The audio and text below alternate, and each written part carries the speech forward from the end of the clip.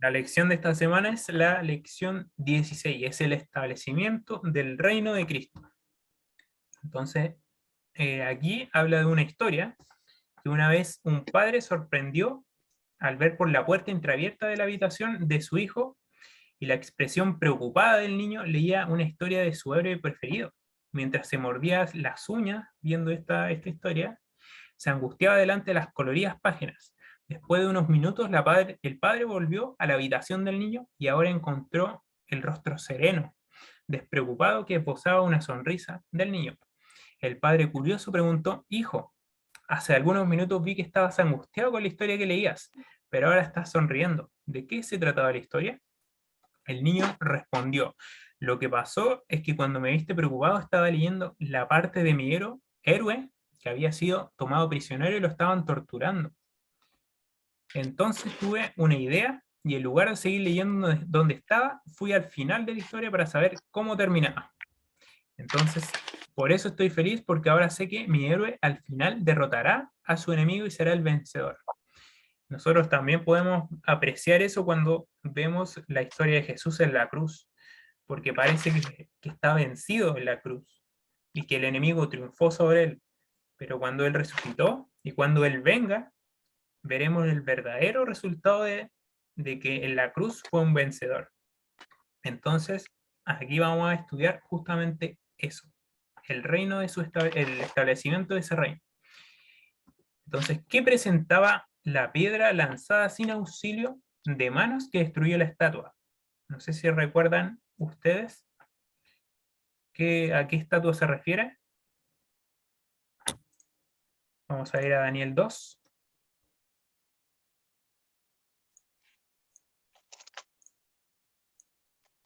2:34.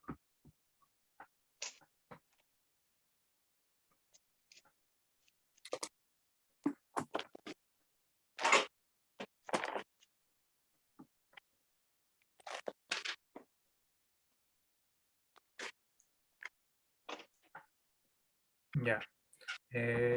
Como las voy que lean en el orden que las tengo. Primero la hermana Rosita.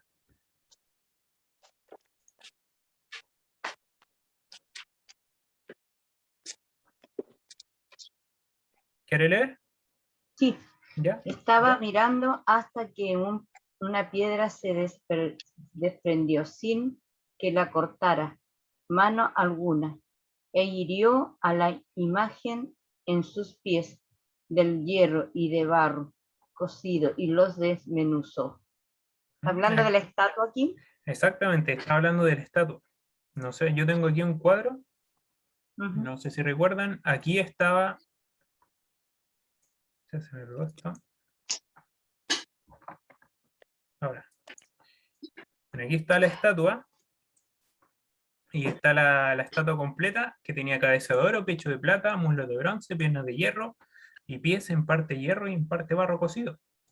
Y viene una roca y golpea en los pies y desmenuza y destruye toda la estatua. A esa roca se refiere. Entonces, ya, pues vamos a ir al próximo versículo que dice: ¿quién es esta roca? La desmenuzó. Porque esta roca desmenuzó la estatua. Y en el versículo 44 nos dice la otra parte.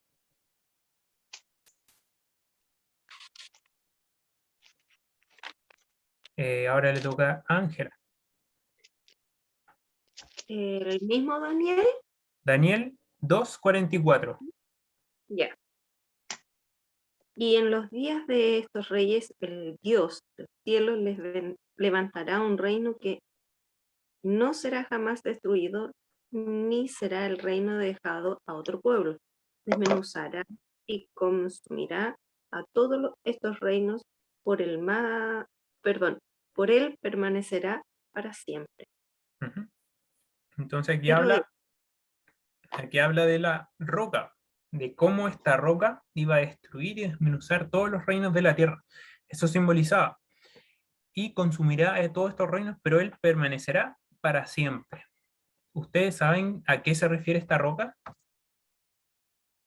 ¿No? ¿Se imaginan? Vamos a ir a Corintios 10:4.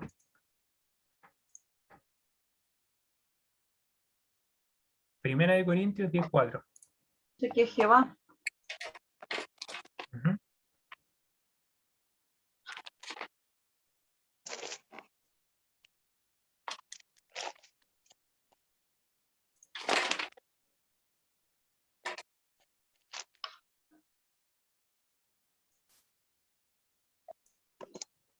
Ya, entonces ahora le toca a Camila. Voy.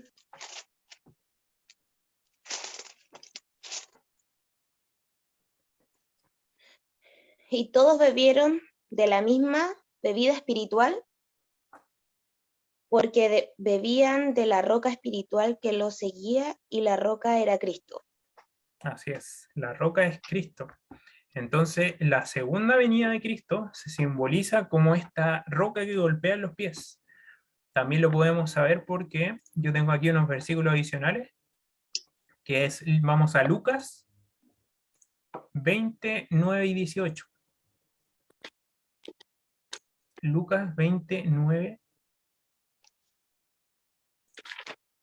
Esta la voy a leer yo porque es un texto más largo para hacerlo más rápido. Lucas 20, 18, que habla de una parábola. Jesús está hablando de una parábola.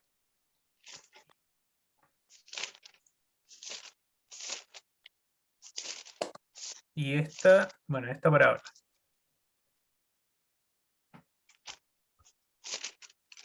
Lucas 20, empiezo del versículo 9. Se llama la parábola de los labradores malvados. Y dice, comenzó luego a decir al pueblo esta parábola. Un hombre plantó una viña, la arrendó a los labradores y se ausentó por un tiempo. A su debido tiempo envió a un siervo a los labradores para que le dieran el fruto de la viña.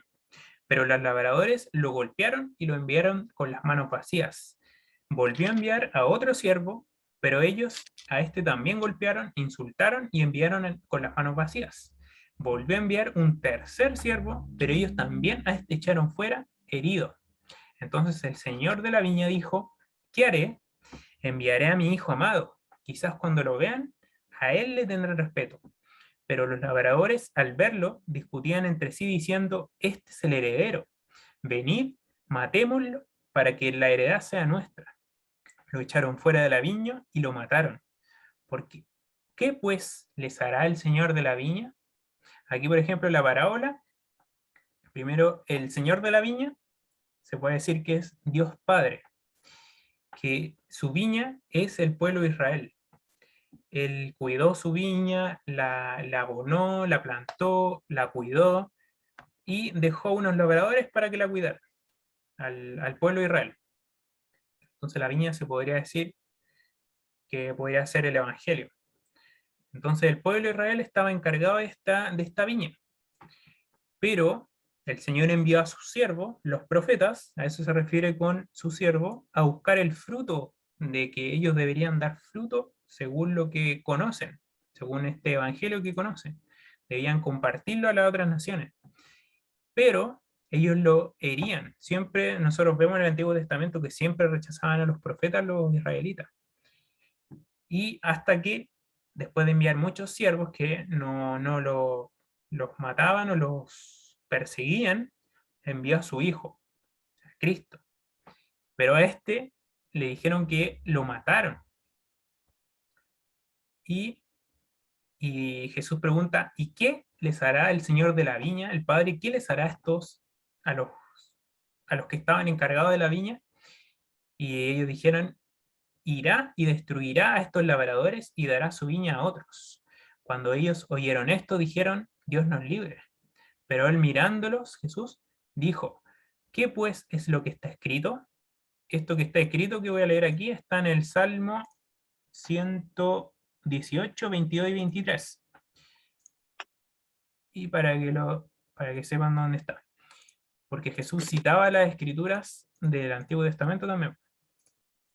La piedra que desecharon los edificadores ha venido a ser cabeza del ángulo.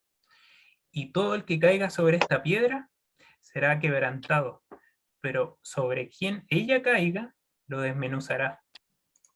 Entonces nosotros podemos ver un paralelismo porque la piedra que cae sobre los pies de la estatua también desmenuza la estatua y llega a convertirse en polvo y de hecho la barra el viento también.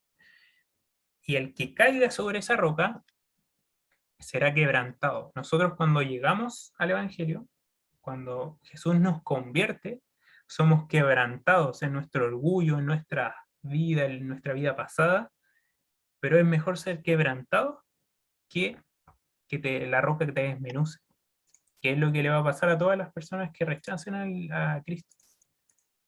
Se me pegó esto. Ya, eso con respecto a eso. Y también Pedro, en Hechos 4, 11 y 12, también cita esa misma escritura que dijo Jesús. Le dio un discurso a los fariseos. Bueno, lo voy a buscar en Hechos. En Hechos 4.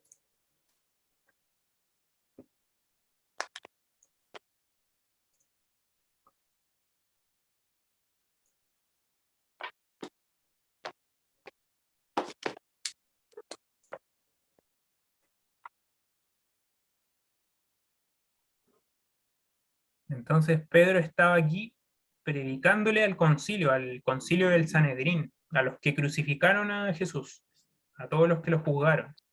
Entonces les predicó, les dijo todo lo que, pero muchos de ellos habían oído la palabra y creyeron en el número de los hombres como 5.000 y lo estaban juzgando porque estaban predicando el nombre de Cristo. Entonces Pedro, lleno del Espíritu Santo, estoy leyendo el versículo 8 de Hechos 4, entonces Pedro, lleno del Espíritu Santo, les dijo, gobernantes del pueblo y ancianos de Israel. Entonces después del Pentecostés, entonces estaban predicando a Jesús cuando ya Jesús había ascendido. Puesto que hoy se nos interroga acerca del beneficio hecho a este hombre enfermo, que habían curado a un enfermo, de qué manera éste ha sido sanado, sea notorio, sea sanado, sea notorio a todos vosotros y a todo el pueblo de Israel que el nombre de Jesucristo de Nazaret, a quien vosotros crucificasteis, a quien Dios resucitó de los muertos, por este nombre está en vuestra presencia sano. O sea, que el Señor lo había sanado, en el nombre de Jesús lo sanaron. Este Jesús es la piedra rechazada por vosotros, los edificadores. Está refiriéndose justamente a la parábola que contó Jesús, la cual ha venido a ser cabeza del ángulo. Y en ningún otro hay salvación, porque no hay otro nombre bajo el cielo dado a los hombres en que podamos ser salvos. Entonces, viendo la valentía de Pedro y de Juan, y sabiendo que eran hombres sin letras, o sea, que no habían estudiado como la mayoría de los escribas y fariseos, sino que la sabiduría se les daba el Señor, se admiraban y les reconocían que habían estado con Jesús. Y viendo el hombre que había sido sanado, estaba en pie con ellos y no podían decir nada en contra. Entonces, aquí también el apóstol Pedro nos dice también quién es la roca. La roca es Cristo. Y la piedra que destruyó los pies de la estatua, los pies de la estarna, dice la estatua, representa a Cristo en su segunda venida. Esa es la piedra, cuando dará fin a los reinos terrenales y establecerá su reino. El regreso de Jesús es la bendita esperanza que motiva e impulsa nuestra vida. Dios desea que esperemos y apresuremos este gran día. ¿Ustedes saben cómo se puede apresurar su venida?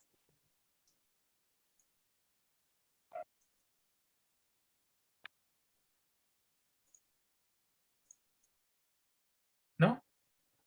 No, no. Creo yo Básicamente, ¿sí? predicar el evangelio a todo el mundo entero nomás. Exactamente, pues predicando el Evangelio nosotros estamos apresurando su venida. Así Exactamente. es. Entonces, así más personas, porque la última señal que dijo Jesús antes que él viniera, y será predicado el Evangelio del reino a todo el mundo, y entonces vendrá el fin. Entonces, esa es la última señal que nos da Jesús antes de su venida. Entonces, entre más se predique el Evangelio, más cerca está su venida. Amén. Y la pregunta número 2, ¿qué evento tiene su paralelismo con la historia narrada en Daniel 5, 25 al 31?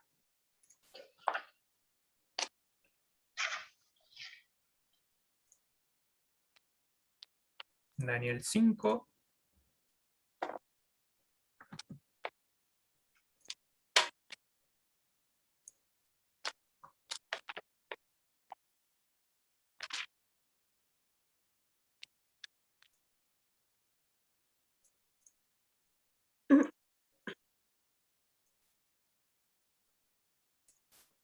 Ya, entonces, ya, hermana Rosita, usted lee del 25 al 28 y después lee Ángela del 29 al 31. Entonces comienzo. ¿Sí? Y la escritura que Tarso es Mene, Mene, Teclen Parsis está en la interpretación de asunto Mene con Dios, Cotón, Dios de reino, y ha puesto fin. Terquel, pasado ha sido en balanza y hallado falto. Ujú. ¿Hasta ahí? Y el 28. Aquí Ya. está hablando de, no sé si se acuerdan de la historia de Belsasar. Creo que Ya, a ya. esa lección solamente asistió la hermana Rosita. Estaba hablando de, esa la pasamos, y era el juicio de cuando vino el rey de los medios de los persas, conquistó Babilonia, y Sí, se apareció una mano en la pared y escribió Mene, Mene Tekel Uparsin, que era la mano del Señor. sí, Entonces le dijo eso: tu reino ha sido pesado en balanza, has sido hallado falto, y eso es el 28. Usted lo lee. sí. Pérez, tu reino ha sido roto y dado a los medos y a los persas. Entonces mandó Belsasar a vestir a Daniel de púrpura y poner en su cuello un collar de oro y proclamar que él era el tercer señor del reino. Hasta el 31. Perdón. La misma noche fue muerto Belsasar, rey de los caldeos, y Darío de Media tomó el reino siendo de 62 años. O sea, ahí también se cumplió esa misma noche el juicio del Señor que le estableció. Y esta fue la caída de Babilonia, pero esa fue la caída del reino, el reino físico de Babilonia. Pero nosotros también sabemos que hay un reino de Babilonia espiritual. Vamos a ir a Apocalipsis 14:8. Porque hoy en día nosotros, queramos o no, vivimos en Babilonia. Sí, ¿Sí, po? eso es verdad. Por lo que estamos viviendo.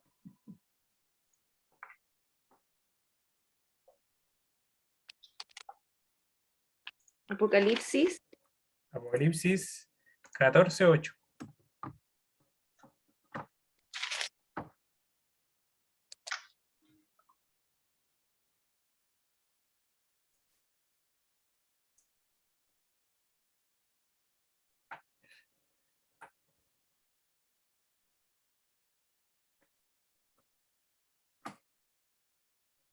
Le toca a Camila.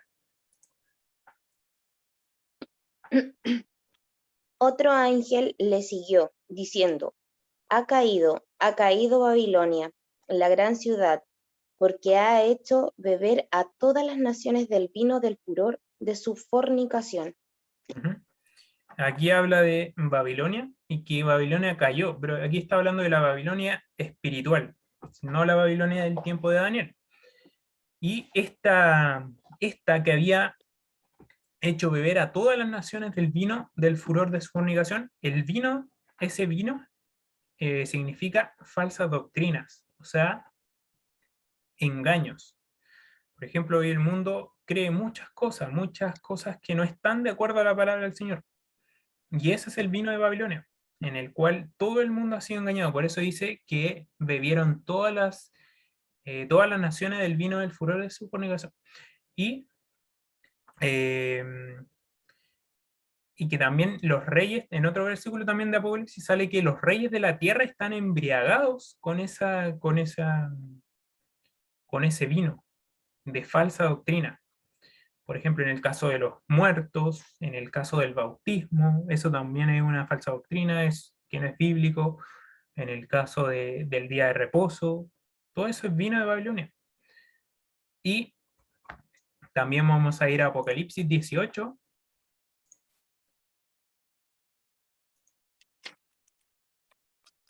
Apocalipsis 18.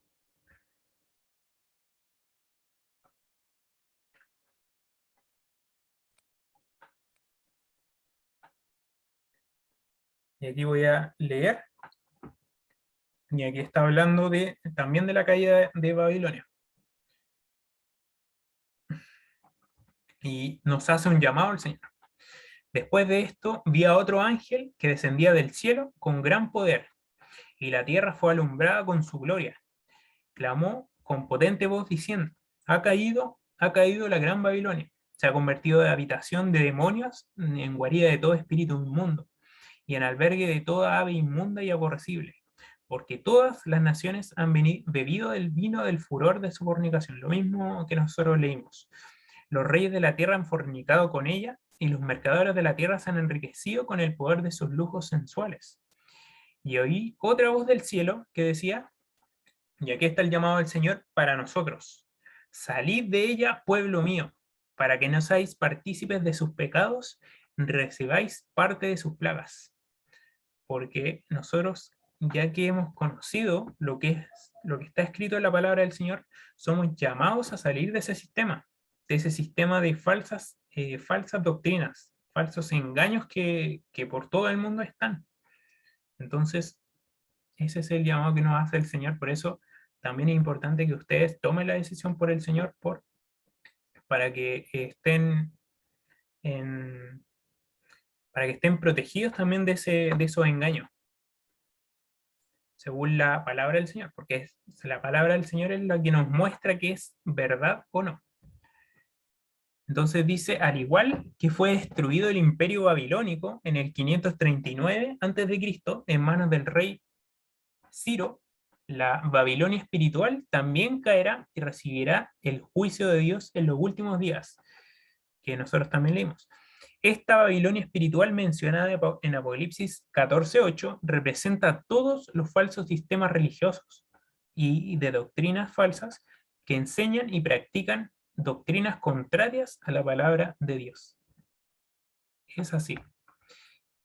Entonces, vamos a la pregunta 3. El profeta Daniel también anunció la primera venida de Cristo, que grandes hechos fueron relatados al respecto del Mesías. Vamos a ir a Daniel 9, 25 al 27.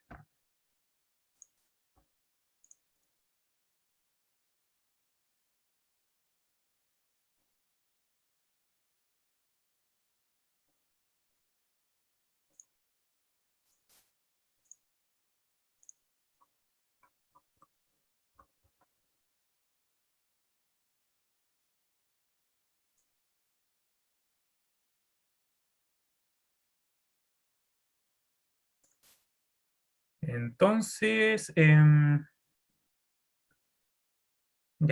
entonces la hermana Rosita lee el 25, Ángela lee el 26 y Camila lee el 27.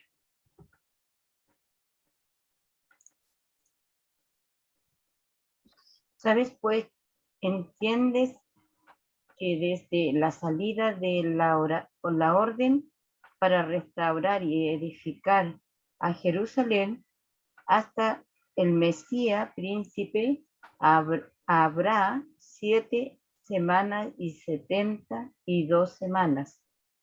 Se volverán a edificar la plaza y el muro en el tiempo angustioso.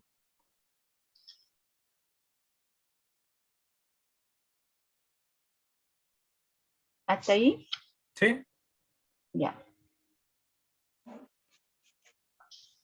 Y después de las 62 semanas, se quitará la vida al Mesías, mas no por sí, y el pueblo de un príncipe que ha de venir destruirá la ciudad y el santuario, y su fin será con inundación, y hasta el fin de la guerra durará la devastación.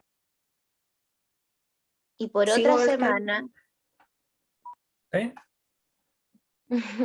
y por otra semana confirmará el pacto con muchos.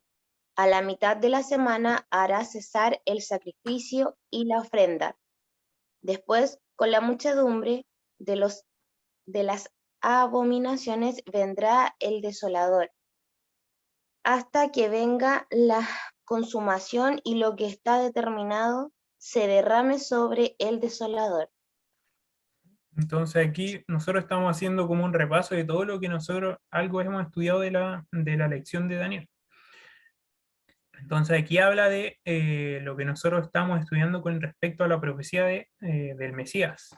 Entonces aquí, por ejemplo, dice que ¿qué iba a pasar?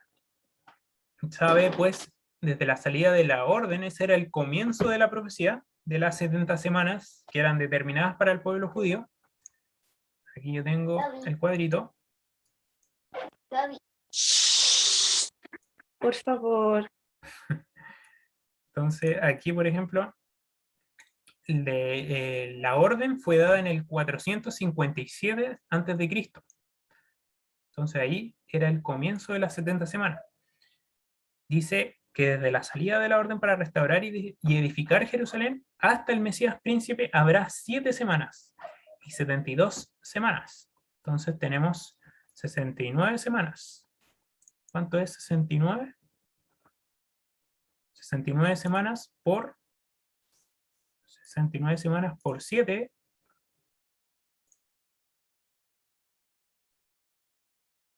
Y me da 483. Entonces, acá.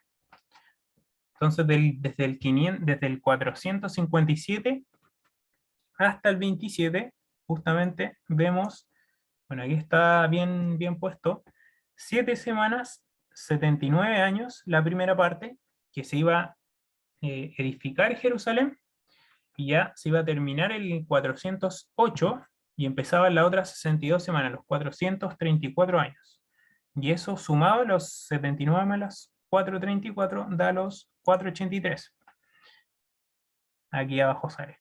Entonces ahí tenemos las 69 semanas. Entonces desde el decreto que se iba a dar hasta el Mesías príncipe, hasta el ungimiento de Cristo, que fue del motivo de su bautismo, se cumple perfectamente la profecía con respecto al tiempo. Y justamente en ese tiempo es ungido el Mesías con su bautismo, y después dice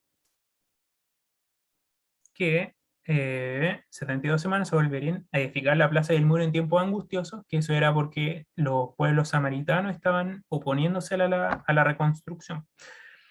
Entonces, después de las 72 semanas se quitará a la vida al Mesías, o sea, después de ese tiempo, en otro tiempo, se le quitará la vida al Mesías, y acá dice, por otra semana, o sea, la otra semana, o sea, aquí vemos una semana, o sea, 7 años, una semana, 7 años, la de aquí, se ve a la mitad de la semana, se quita la vida al Mesías.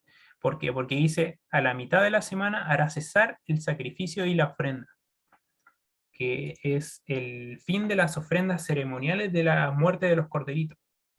Entonces, porque ya el Cordero de Dios que quita el pecado del mundo fue crucificado. Entonces, justamente también se cumple perfectamente que en el año 31 después de Cristo, 3 años y medio, o sea, mitad de la semana, fue crucificado el Mesías. Y después, otros 3 y medio años, que era la otra semana, fue la muerte de Esteban. Entonces ahí se cumplieron las 70 semanas de los determinadas para el pueblo judío, que ellos no consiguieron terminar la prevaricación, poner fin al pecado y expiar la iniquidad, sino se permanecieron en sus pecados. Entonces se les quitó el privilegio de ser el pueblo escogido del Señor y se le dio a los gentiles. Entonces el desolador y el destrucción del templo, eso es el desolador, que Jesús también dice en Mateo 24, que dice la abominación desoladora, el que le entienda, eso es el desolador cuando fue destruido el templo de Jerusalén, en esos eventos en el año 70 después de Cristo, que fue destruido el templo de Jerusalén, que eso puso fin al templo de Jerusalén en definitiva. Entonces, Dios juzgó a su nación antiguamente escogida. Y después tenemos 1810 días restantes, que se cumplió esos 1800 porque esta era profecía cortada de los 2300 tarde y mañana. Entonces se cumplió, se terminó esa profecía en el 1844 con la purificación del santuario. La hermana Rosita había compartido una película la otra vez, que en el chat, que esa película hablaba justamente de eso, no sé si pudieron verla, pero esa película dice todos los acontecimientos que pasaron en esa época, de cómo un movimiento se levantó, un movimiento de Miller, el movimiento de William Miller, que predicaba que Jesús iba a venir en 1844. Y después de que pasó ese periodo, se chasquearon porque no entendieron bien las profecías, sino no se habían equivocado en la fecha, sino más bien en el acontecimiento. Que realmente Jesús no iba a venir en esa fecha, sino que iba a venir, o sea, iba a purificar el santuario celestial. Y esa purificación del santuario celestial era la única vez en el año en que el sumo sacerdote entraba en el lugar santísimo. Por lo tanto, en ese año, en el 22 de octubre, de hecho, hace poco estuvimos celebrando esa fecha de cuando Jesús, hace más de 170 años, entró del lugar santo al lugar santísimo, allá en el santuario celestial. Y empezó la obra de ministrar para borrar los pecados de todos los que acepten su sacrificio. Entonces, eso, alrededor de los 5 siglos y medio después de la primera venida de Cristo, Daniel escribió en la profecía de las 70 semanas que Jesús sería ungido como el Mesías príncipe, referencia directa al bautismo, el cual tuvo lugar en el año 27 después de Cristo, y que sería muerto y hecho que sucedería exactamente 3 años y medio después de su bautismo, la mitad de la semana, la mitad de 7, 3 y medio. El cumplimiento de la primera venida de Cristo, su bautismo y muerte y resurrección son la garantía de la promesa de la segunda venida de Cristo se cumplirá, porque Dios es fiel y no miente. Nosotros, viendo que se cumplió esa profecía, también tenemos que estar seguros que la venida de Cristo también se va a cumplir. Porque si se cumplió esa, ¿por qué no se habría de cumplir la venida también? ¿Cierto? Gracias. Amén, amén, amén. Entonces, ¿se entiende la pregunta 3? Matías, ¿Sí? la verdad es que sí entendí, pero dice, ¿qué grandes hechos fueron relatados respecto al Mesías, verdad? Esa es la pregunta. ¿Sí? Sí, y me gustaría que me los nombraras así como para identificarlos nomás, son los que ya me explicaste. Los acontecimientos, como los versículos que leímos, eran primeramente que sabe y entiende para edificar Jerusalén hasta el Mesías príncipe, o sea, hasta el ungimiento de Cristo. Ese era el primer hecho. El ungimiento de Cristo, como el Mesías ¿Ya? príncipe, iba a ser, habrá 7 semanas y 62 semanas. O sea, al final del tiempo, desde que él empezó, del 457 a.C., hasta el año 27, que se cumplió las 69 semanas.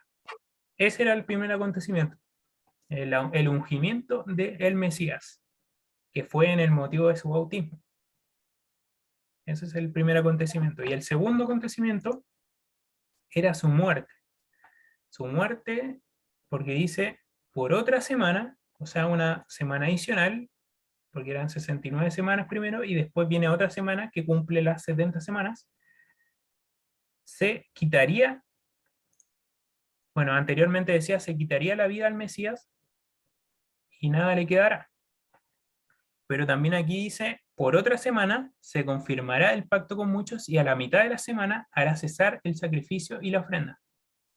Entonces, el sacrificio y la ofrenda era el cordero, el corderito, los corderitos que mataban y los sacrificios que hacían en el templo de Jerusalén, eso iba a cesar. Y de hecho, también en la muerte de Jesús, el velo del templo se rasgó en dos, de arriba hacia abajo. Y ahí también se cumplió que el Mesías abolió con su muerte los sacrificios, las ceremonias judías. Esos eran los dos acontecimientos: el ungimiento del Mesías y la muerte a la mitad de la semana.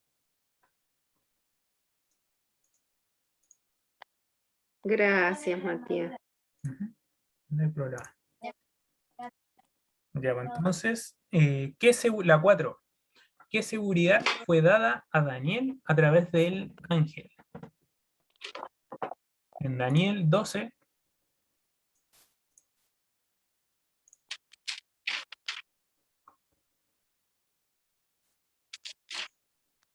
12:3.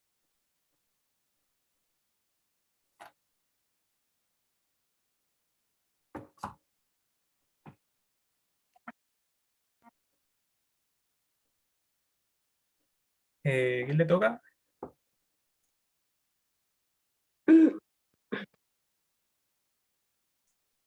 Ya, amén. Daniel 12:13. 13.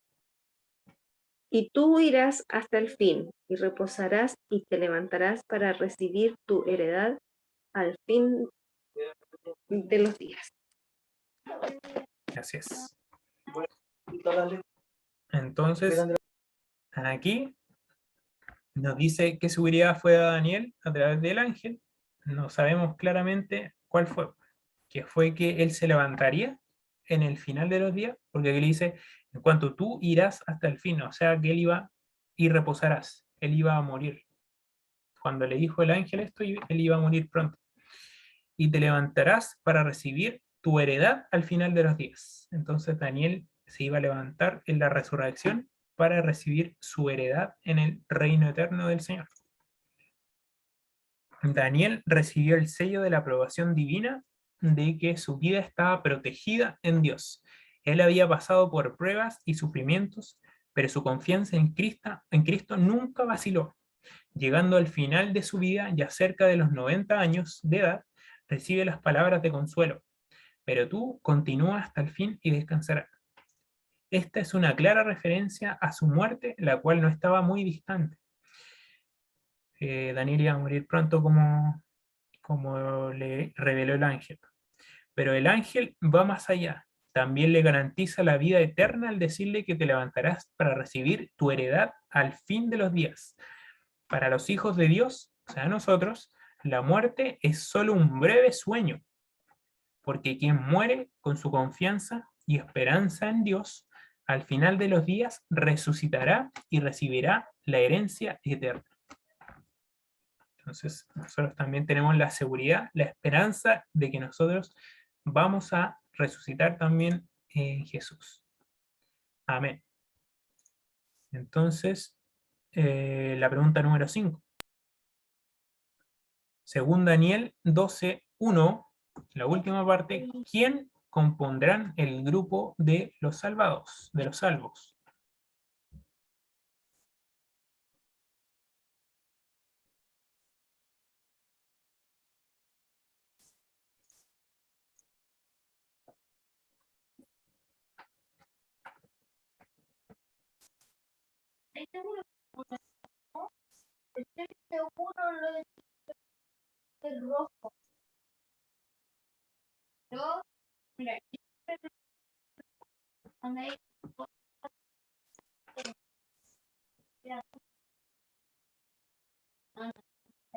Ya le toca ¿qué? ¿A Camila?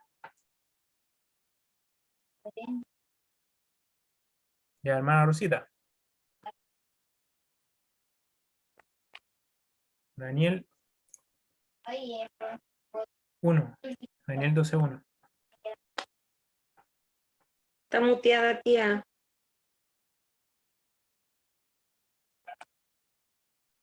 En aquel tiempo se levantará Miguel, el gran príncipe, que está de parte de los hijos del pueblo, de tu pueblo.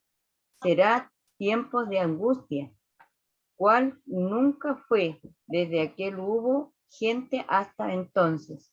Pero aquel tiempo será liberado tu pueblo, todos los que se hallen inscritos en el libro de la vida. Así es, Entonces, en el libro. en el libro. Sí, pero está bien porque sí es el libro de la vida. Sí. Entonces, aquí justamente nos dice que después de que Miguel se levante, entonces los que van a ser salvos en aquel tiempo y serán resucitados, van a ser todos los que se hallen inscritos en el libro de la vida, como usted leyó también. Porque en la Biblia se habla de libros y el libro. Cuando dice el libro, se refiere siempre al libro de la vida.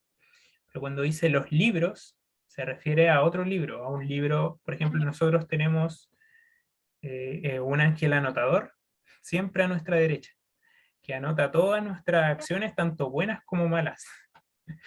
Y él anota todo y eso va a los libros. Sí, eso está en el conflicto de los siglos también. Sería bueno que lo leyera. Entonces anota todo, todo, o sea, los pensamientos, las intenciones de nuestros pensamientos, lo más profundo de nuestro ser, él lo anota. Y nuestras acciones también. Todo lo anota el ángel anotador que nosotros todos tenemos. Y de eso se componen los libros de las acciones y los libros de las acciones buenas y las acciones malas. Pero el libro de la vida solamente, ese es el libro de la vida que solamente son inscritos los que han aceptado a Jesús como su Salvador y han pasado también por la experiencia del bautismo. La Biblia habla muchas ocasiones al respecto del libro de la vida, donde están escritos los nombres de los salvos, aquellos que aceptan a Jesús como el Señor y Salvador. Por ejemplo, voy a ir a Filipenses rápidamente. Filipenses 4:3.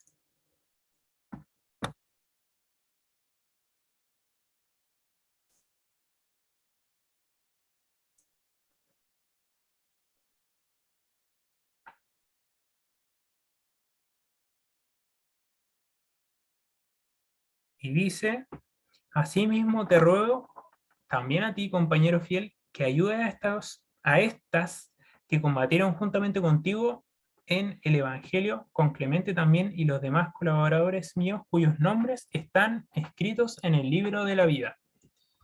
Entonces ahí también nos habla del libro de la vida. En Apocalipsis también habla del libro de la vida.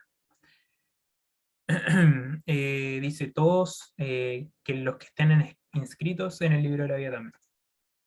En Apocalipsis 3. Apocalipsis 3, 5. Dice, el vencedor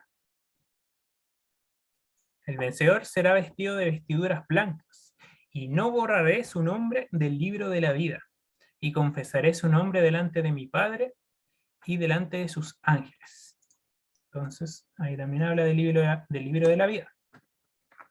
En contraste también, los que rechazan la palabra de Dios, por consecuencia a Dios mismo, por seguir falsos maestros, no tendrán sus nombres inscritos en el libro de la vida. Nosotros también tenemos que no solamente escuchar a las personas que nos hablen de Dios, que nos prediquen, sino tenemos que ir a la palabra del Señor nosotros mismos con oración y estudiar la palabra del Señor para aprender del mismo Señor. Porque una persona nos puede decir algo y puede torcer la escritura. Por eso es bueno que cada persona lo compruebe con sus propios ojos. Entonces, este registro de nombres indicará delante del tribunal de Dios quiénes serán salvos y quiénes no, los que estén inscritos en el libro de la vida. Entonces, entendiendo que el regreso de Cristo será muy breve, ¿qué actitud debemos tomar? Vamos a ir a Marcos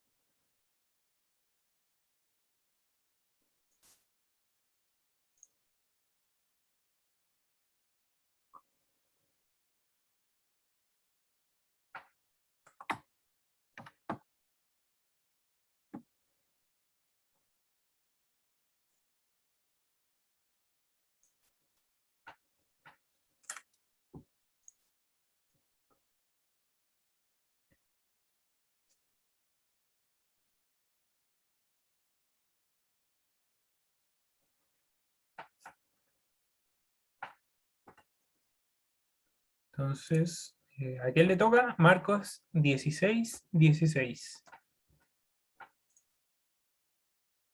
Entendiendo que el regreso de Cristo será muy breve, ¿qué actitud debemos tomar? Marcos 16, 16.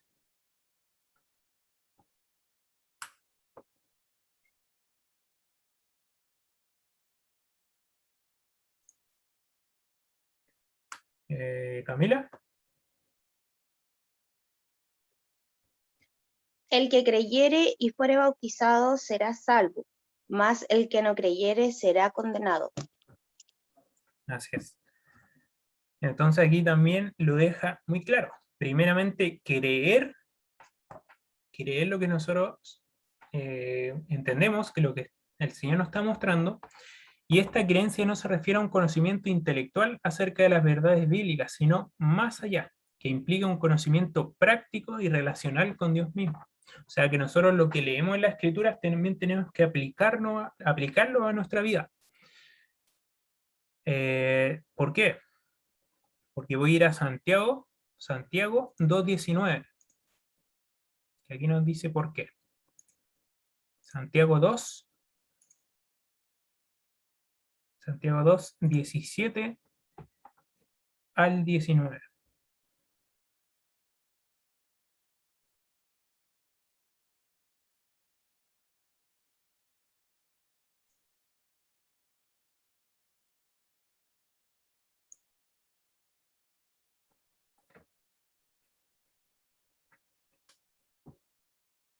Entonces le toca a la hermana Rosita. Así también la fe, si no tiene obra, está completamente muerta.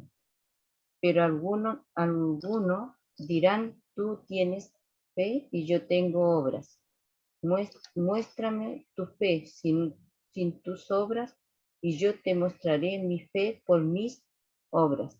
¿Tú crees que Dios es uno? Bien hace también los demonios creen y tiemblan. Así es. Entonces aquí nos dice, Santiago nos dice que la fe, si no tiene obras, es una fe muerta. Porque nosotros cuando tenemos fe verdadera, nosotros eso nos lleva a obedecer al Señor. Nos dice que eso nos lleva a hacer la voluntad del Señor. Esa es la verdadera fe. O sea, si nosotros vamos al Señor y Él nos dice, haz esto, por ejemplo, guarda mis 10 mandamientos, por amor siempre. Esto siempre es por amor, no es por legalismo. Si nosotros guardamos los mandamientos por guardarlos, seremos como los fariseos. Entonces siempre el amor tiene que motivarnos a obedecer al Señor. Amén. Y claro, nos dice que tú tienes fe y yo tengo obras. Algunas personas hoy en día tienen mucha fe, pero la fe también tiene que ir acompañada de la obra. Y otras personas hoy en día también en nuestra sociedad también tiene obras. Hace muchas cosas buenas, pero no tiene la fe. Entonces hay que tener las dos. Las dos tienen que ir de la mano. Y aquí también nos dice una cosa bien fuerte. Dice, porque también los demonios creen y tiemblan. O sea, ellos también pueden ejercer fe, pero ellos no obedecen. Ahí está la clave, porque ellos creen pero no obedecen al Señor. Entonces nosotros tenemos que ser mejores que los demonios. Si no, tenemos que tener fe y obedecer los mandatos que el Señor nos da por amor. Sí. Entonces aquí dice que los demonios también creen y tiemblan, es decir, que conocen a Dios y a la Biblia, pero no mantienen una relación y amistad y confianza con Dios. La creencia que debemos desarrollar significa, por lo tanto, un conocimiento racional de la Escritura, o sea, que nosotros conozcamos las Escrituras bien, y una relación de total dependencia y confianza en Dios. Nosotros siempre tenemos que si nos cuesta hacer algo que es un mandato de Dios, un mandamiento, por ejemplo, siempre tenemos que ir a Dios para que nos ayude.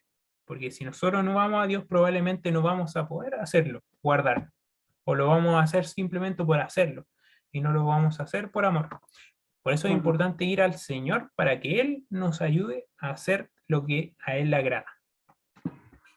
Y el segundo paso es ser bautizado, como ustedes están en ese camino. El bautismo, la palabra griega del origen dice que se llama baptizo, que significa sumergir. Eso también lo habíamos estudiado en la otra lección. Simboliza la muerte al pecado y la sepultura a la forma de vivir antigua, la resurrección a la nueva vida en Cristo. Jesús mismo, quien también fue bautizado, afirmó que todos debemos pasar por esa experiencia. De cierto te digo, eso está en Juan 3:3, de cierto te digo, que a menos que uno nazca de nuevo, no puede ver el reino de Dios. Ahí le estaba hablando a Nicodemo, entonces Jesús también dejó claro que el bautismo es fundamental para nacer de nuevo, nacer espiritualmente a la vida que el Señor nos da. Entonces, si deseamos que nuestro nombre esté inscrito en el libro de la vida, y para participar de las bodas del Cordero, necesitamos también ser bautizados. Y la pregunta número 7, ¿cuál será la recompensa de los salvos? Mateo 25:34.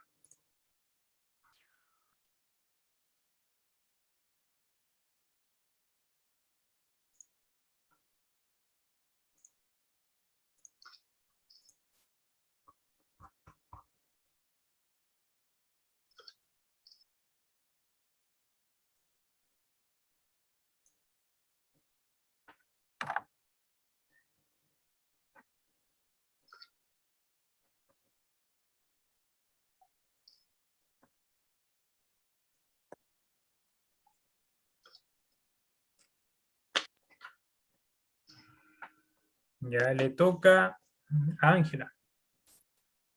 Amén.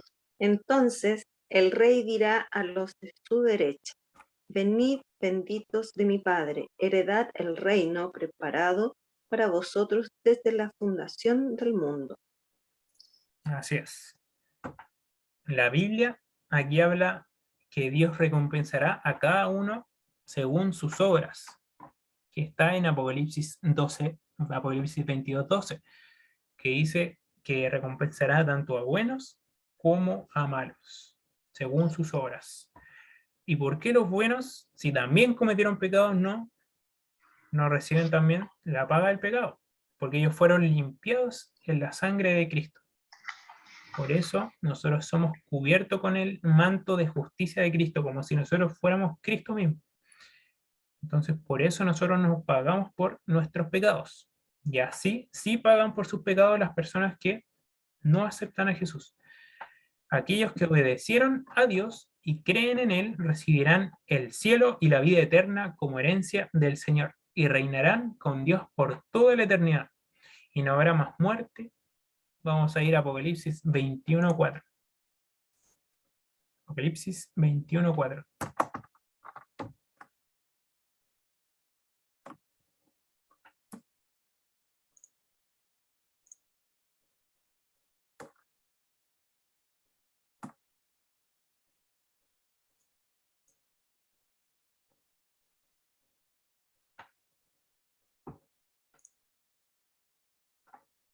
Le toca a Camila.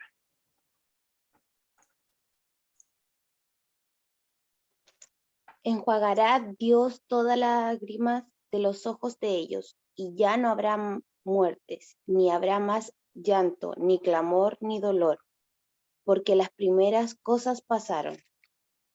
Así es. Entonces, en ese momento, el Señor quitará todas las lágrimas, quitará todo el dolor que nosotros podamos pasar por este mundo, todas las pruebas, todas las aflicciones se irán y ya solamente habrá gozo eterno y para siempre. Qué privilegio será participar en ese reino, ¿cierto?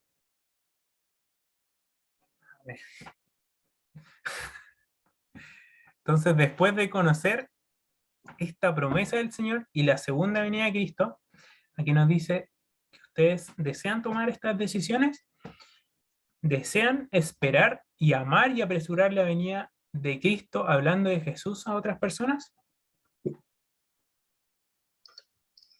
ahora que estoy dando las decisiones, desbloqueen su micrófono. Amén. ¿Desean? Sí. ¿Quieren ser bautizadas como expresión de fe en Cristo y gratitud por tan grande salvación que fue ofrecida gratuitamente? Amén. Amén. Ujú. Y desean ser fieles hasta la muerte y ser parte del reino eterno de Cristo que pronto se establecerá. Amén. Amén, ¿cierto? Entonces, esa fue la lección de esta semana.